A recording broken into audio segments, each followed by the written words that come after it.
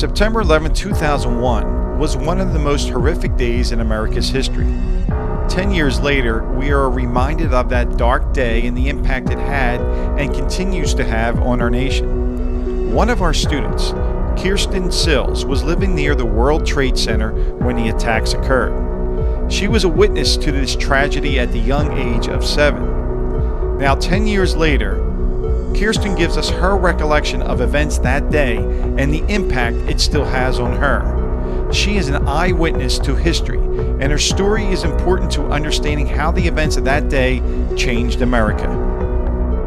Went in late to school that day, so we were just leaving the house, and we lived very, very close to the trade centers, and we were walking down the street that the trade centers were on, like on the block next to it, and that's when the first plane hit, and so of course everyone was screaming and didn't know what happened because we were so close to it that it was hard to know what was happening because it was right above us.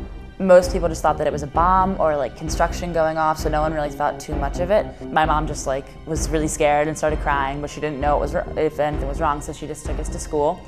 And then by the time we got there, all the parents were picking up their kids because I guess it had gotten around what was going on. So my mom dropped us off and then came back and got us a few minutes later.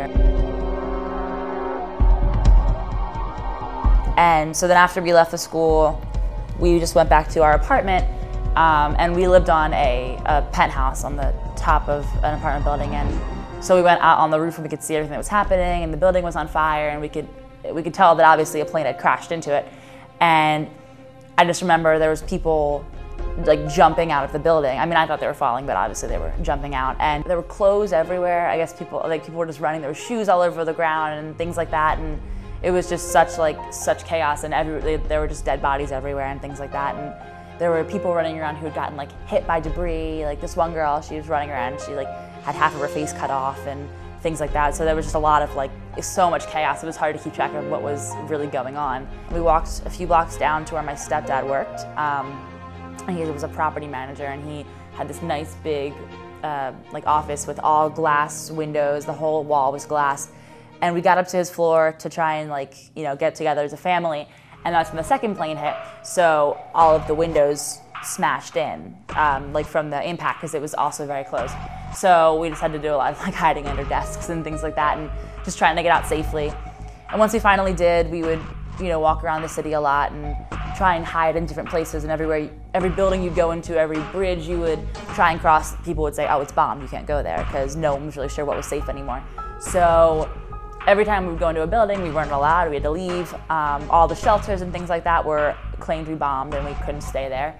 And we couldn't leave New York because apparently the bridges were bombed, and so we ended up having to just walk through all of New York. We walked through Chinatown, we ended up going into Brooklyn and staying with one of my mom's friends, and so we stayed there for a few days, and that's pretty much how the day was. While I witnessed everything, it didn't hit me how big of a deal it was until recently. And so, I mean, obviously 10 years later, now that I'm 17, I understand that it was terrifying. I can't even imagine going through it at the age that I am now, let alone being an adult and remembering every aspect of it. But I mean, obviously it doesn't affect me on a daily basis, because at some point, no matter what the issue in your life is, you kind of have to get out there and go on with your life.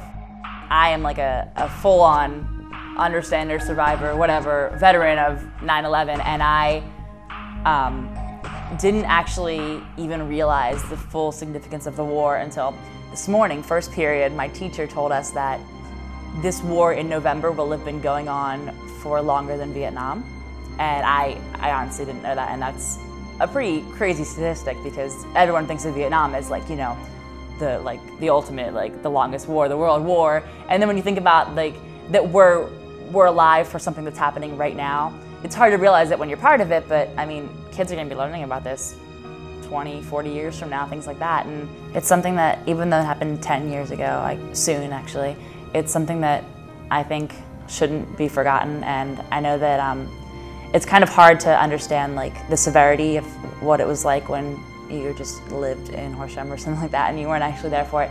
But I would just say that it's something that should always be remembered and should always have importance in history, because it was important.